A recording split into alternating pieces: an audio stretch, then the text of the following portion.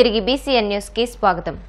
కాకినాడ జిల్లా జగ్గంపేటలో social media activist Kapavarapu వెంకటరమణపై తప్పుడు కేసులు పెట్టి అరెస్ట్ చేయడంపై మాజీ మంత్రి జగ్గంపేట నియోజకవర్గ వైసీపీ ఇన్ఛార్జ్ తోట నరసింహం అభ్యంతరం వ్యక్తం చేశారు.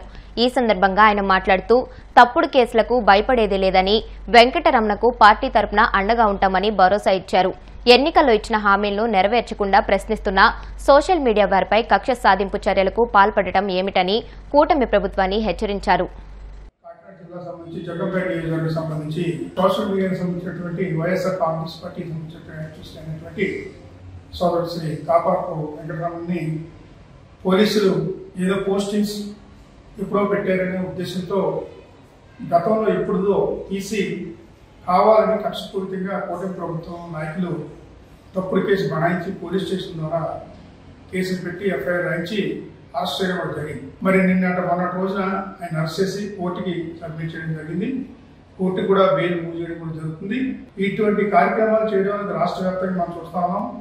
ఈరోజు వైఎస్ఆర్ కాంగ్రెస్ పార్టీకి సంబంధించినటువంటి నాయకులు, కార్యకర్తల మీద అందరి మీద కూడా తప్పుడు కేసులు బనాయించి ఈరోజు ఈ కూటమి ప్రభుత్వం చాలా అన్యాయంగా పరిపాలన చేస్తున్నటువంటి పరిస్థితి. ఎందువల్లంటే ఎందుకు చేస్తా ఉన్నారంటే, వారు ఏదైతే ఎన్నికల్లో దొంగ హామీలు ఇచ్చి, అబద్ధపు హామీలు ఇచ్చి అధికారంగా వచ్చారో అవన్నీ కూడా చేయలేని పరిస్థితిలో ప్రజల్ని తప్పుదోవ పట్టించేలాగా, వైఎస్ఆర్ కాంగ్రెస్ పార్టీ నాయకుల్ని తప్పుదోవ పట్టించేలాగా అరెస్టు చేసి కేసులు పెట్టి భయభ్రాంతులు చేసే విషయం మీద మనం దృష్టి పెట్టి ఆ యొక్క ఏదైతే హామీల్ని డైవర్షన్ చేయాలి, చేయలేకపోతా ఉన్నాం, ఈ కార్యక్రమం ద్వారా వారిని డైవర్స్ చేయొచ్చు అన్న ఉద్దేశంతో వారి కార్యక్రమాలన్నీ కూడా చేయడం జరుగుతూ ఉంది.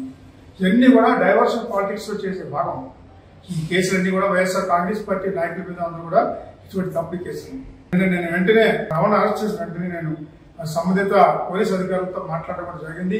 ఇటువంటి తప్పుడు కేసులు భరిస్తే మాత్రం వైఎస్ఆర్ కాంగ్రెస్ పార్టీ జగ్గంపేట నియోజకవర్గం కాదు, జిల్లా కాదు, రాష్ట్ర వ్యాప్తంగా కూడా ఉద్యమాలు చేయడం కూడా జరుగుతూ ఉంది. ఎక్కడికక్కడ ఈరోజు ఇప్పటికే చాలా చోట్ల జరుగుతూ ఉంది. మాజీ ముఖ్యమంత్రి గారు, మా పార్టీ అధినేత శ్రీ వైఎస్ జగన్మోహన్ రెడ్డి గారు కూడా ఇప్పటికే సోషల్ మీడియా ద్వారా కూడా మన అందరికీ కూడా ఆదేశాలు ఇవ్వడం జరిగింది. వైఎస్ఆర్ కాంగ్రెస్ పార్టీ నాయకులందరికీ ఎట్టి పరిస్థితిలో కూడా ఎవరినైనా సరే నాతో సహా అందరినీ అరెస్ట్ చేయండి, మీరు ఎంతమందిని అరెస్ట్ చేస్తారు, ఎన్ని లక్షల మందిని అరెస్ట్ చేసినా సరే మేము సిద్ధంగా ఉన్నామని ఒక పిలుపు ఇవ్వడం జరిగింది మాజీ ముఖ్యమంత్రి శ్రీ వైఎస్ జగన్మోహన్ రెడ్డి గారు. దానికి అనుగుణంగానే ఈ రోజు మేము అందరూ కూడా తయారుగా ఉన్నాం. ఎటువంటి చర్యలకైనా సరే, ఎటువంటి కవింపు చర్యలు సరే వైఎస్ఆర్ కాంగ్రెస్ పార్టీ నాయకులు ఎవరు కూడా భయపడే పరిస్థితి లేదు.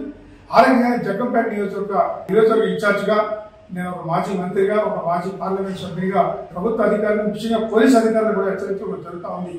ఇటువంటి తప్పుడు కేసులు భరేస్తే భయపడే పరిస్థితి లేదు. గతంలో కూడా ఇటువంటి వారు చేయాలనుకుంటే వారు ఎవ్వరు కూడా ఎక్కడ కూడా పరిస్థితుల్లో పెట్టే పరిస్థితి కూడా ఉంది. దాన్ని దృష్టిలో పెట్టుకోవాలి. ఇటువంటి తప్పుడు కేసులు భరాయించడం అనేది మరి చాలా చాలా హేయమైనటువంటి చర్య. ఇప్పటికైనా మరి కూటమి ప్రభుత్వం వాస్తవానికి దగ్గరగా ఉండేటువంటి చర్యలు తీసుకోండి. కాదంటున్నాను, ఎవరి మీద ఏ పోలీస్ అధికారి, ఏ పార్టీ వారి మీద ఎవరి మీద తీసుకునే అధికారులు తప్పు చేస్తే కానీ కక్షపూరితమైనటువంటి చర్యలు చేపడితే మాత్రం వైఎస్ఆర్ కాంగ్రెస్ పార్టీ చూస్తూ ఊరుకోదు.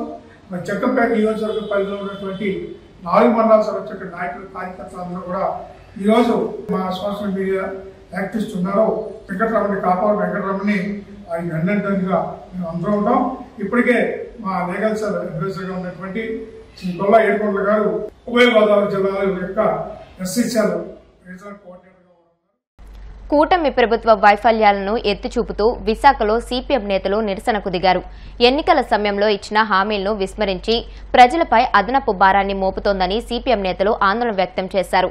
అలాగే రాష్ట్రంలో మహిళపై అత్యాచారాలు మరింత ఆందోళన కలిగిస్తున్నాయని ఆవేదన వ్యక్తం చేశారు. పెరిగిన ధరలతో ప్రజలు తీవ్ర ఇబ్బందులు ఎదుర్కొంటున్నారని అన్నారు. ప్రజా సమస్యలను గుర్తించి ప్రభుత్వం తక్షణం స్పందించాలని డిమాండ్ చేశారు. టీడీపీ, జనసేన, బీజేపీ కూటమి పాలన గత వైసీపీ ప్రభుత్వం ప్రజల మీద ధరల భారాలు వేస్తా ఉంది. స్టీల్ ప్లాంట్ అమ్మకాన్ని ఆపలేదు. కరెంటు ఛార్జీలు విపరీతంగా పెంచుతా ఉంది. రాష్ట్రంలో మహిళలపై, పిల్లలపై అత్యాచారాలు హత్యలు పెరిగిపోయాయి. కాబట్టి ఈ ముద్రాష్ట్ర పాలనని అంతమొందించండి, మాకు అధికారం ఇవ్వండి. దీనికి భిన్నంగా సమర్థవంతమైన పాలన సాగిస్తాం. మేము ప్రజల మీద ధరల భారాలు వేయమని చెప్పని ఎన్నికల ముందు టీడీపీ, జనసేన, బీజేపీ కూటమి ఈ రాష్ట్ర ప్రజానికి హామీ ఇచ్చింది. ప్రజలు నమ్మి ఓట్లు వేశారు. మీ అధికారం చేపట్టి చేస్తుంది ఏంటండి?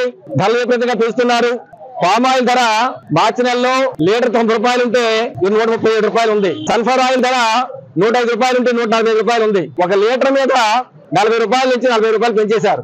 దీని తోడు పప్పులు, ఉప్పులు, బియ్యం, నిత్యావసర ధరలన్నీ విపరీతంగా పెరిగిపోయాయి. కరెంటు ఛార్జీలు భారం పెంచమని చెప్పి అన్నారు. 2021-22 సంవత్సరాలకి ఇప్పటికే ప్రజానీకం కట్టేసినటువంటి కరెంటు బిల్లు కూడా బృహత్ ఛార్జీలు, ఇంధన సర్దుబాటు ఛార్జీల పేరు మీద అదనంగా బిల్లు వసూలు చేస్తున్నారు. దాదాపు 6,000 కోట్ల రూపాయల భారం ప్రజల మీద ఈరోజు రాష్ట్ర ప్రభుత్వం వేస్తా ఉంది. ఇది అత్యంత దుర్మార్గమైన విషయం. మీరు చెప్తుండడానికి చేస్తుండడానికి పూర్తి విరుద్ధంగా ఉంది. మహిళల మీద, పిల్లల మీద అత్యాచారం రోజు రోజుకు పెరిగిపోతా ఉన్నాయి. రాష్ట్ర హోంమంత్రి మహిళ అదుపు చేస్తామని చెప్పి అన్నారు.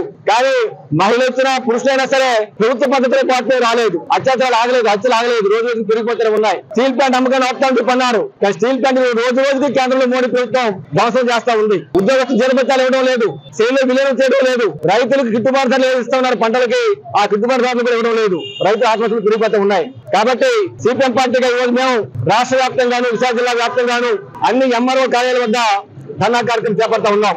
ఇప్పటికే గత 15 రోజుల నుంచి వాడవాడల పాదయాత్రలు చేస్తూ, కరపత్రాలు పెడుతూ, గ్రూపులు పెడుతూ సచివాలయ నిరసన కార్యక్రమం చేపట్టాం. ప్రజానీకాన్ని ఈ ప్రభుత్వం టీడీపీ, జనసేన, బీజేపీ కూటమి ఎన్నికల ముందు ఏదైతే హామీ ఇచ్చారో ఆ హామీ ప్రకారంగా అధిక ధరలు రద్దు చేయండి. బృహత్ ఛార్జీలు, సర్దుబాటు ఛార్జీల పేరు కరెంట్ ఛార్జీలు రద్దు చేయండి. స్టీల్ ప్లాంట్ అమ్మకాన్ని ఆపి స్టైల్లో విలీనం చేయించండి. మహిళల మీద, పిల్లల మీద అత్యాచారాలు ఆపించండి. రైతు గిట్టుబాటు ధరలు ఇవ్వండి. నిరుద్యోగ యువతకు ఉపాధి అవకాశాలు అంటే కల్పించండి. మీరు చెప్పినవి అమలు చేయండి. మీరు చెప్పని అవసరం లేదు, మీరు చెప్పినవి మాట్లాడుకుని అమలు చేయండి. దాని భిన్నంగా పరిపాలన సాగకూడదని చెప్పి డిమాండ్ చేస్తూ ఈ రోజు కార్యక్రమం చేపడుతున్నాం. ప్రభుత్వం కానీ తన హామీలని భిన్నంగా పరిపాలన కొనసాగిస్తే గత ప్రభుత్వానికి ఏ గతి పెట్టిందో టీడీపీ, జనసేన కూటమి కూడా ప్రజలు అదే గతి పెట్టిస్తామని చెప్పి హెచ్చరిస్తున్నాం. హైదరాబాద్ నగరంలో హైడ్రా మరోసారి కూల్చివేతలు ప్రారంభించింది.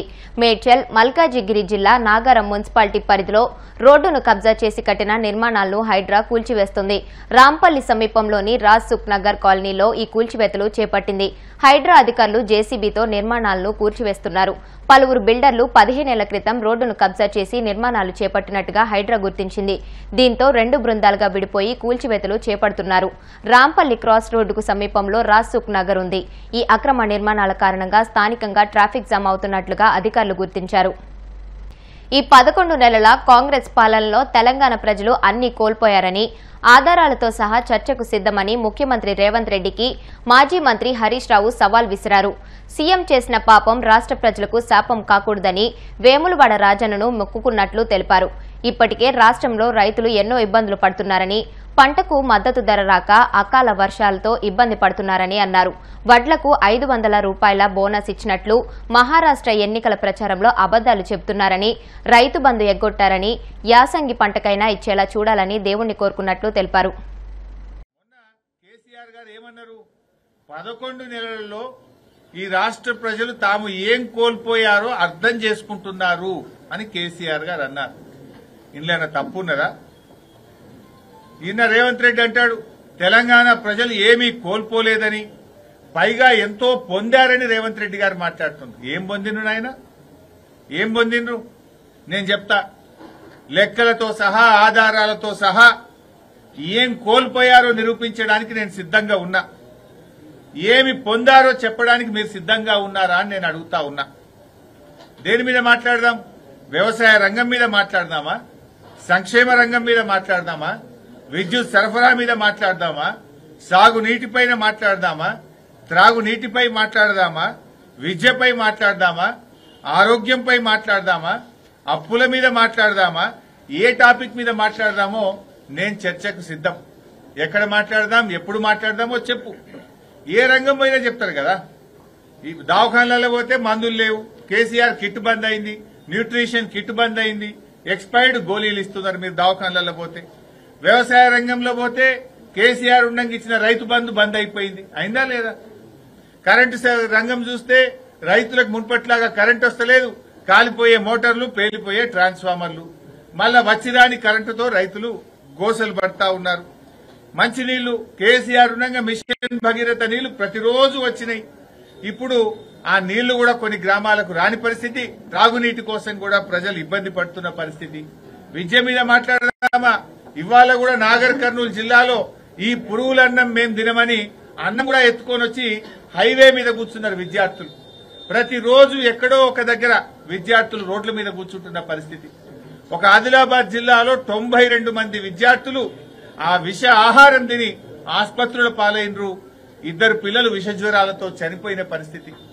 రేవంత్ రెడ్డి గారు వచ్చినాక 36 మంది విద్యార్థులు ఈ రాష్ట్రంలో గురుకుల విద్యార్థులు చనిపోయినారు. యావరేజ్ గా నెలకు 3 పిల్లలు పొట్టన పెట్టుకున్నటువంటి చరిత్ర కాంగ్రెస్ పార్టీ. మరి ఏం కోల్పోలేదని ముఖ్యమంత్రి గారు మాట్లాడుతుంటాడు. వార్తలు ముగించే ముందు ముఖ్యాంశాలు మరొకసారి. తాడేపల్లిగూడెం ఎమ్మెల్యే బొలిశెట్టి శ్రీనివాస్ కు ప్రభుత్వ విప్ పదవి, సంబరాలు నిర్వహించుకున్న జనసేన పార్టీ కేడర్.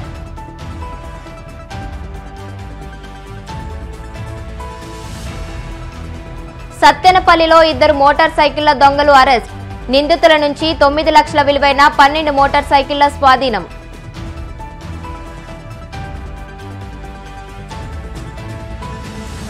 తిరుమల శ్రీవారిని దర్శించుకున్న ఆప్ అధినేత ఢిల్లీ మాజీ సీఎం అరవింద్ కేజ్రీవాల్, ఆలయ మర్యాదలతో స్వాగతం పలికిన అధికారులు. పోలీసుల మీద నమ్మకం లేకపోయినా వ్యవస్థ మీద నమ్మకం ఉందన్న మాజీ మంత్రి కాకాని, సోషల్ మీడియా పోస్టింగ్స్ పై విచారణకు వచ్చినట్టు స్పష్టం. ఈ వార్తలు ఇంతటితో సమాప్తం. మరిన్ని వార్తల కోసం BCN digital YouTube channel, Facebook page ని ఫాలో అవ్వండి. అప్డేటెడ్ వార్తల కోసం ప్లీజ్ సబ్స్క్రైబ్.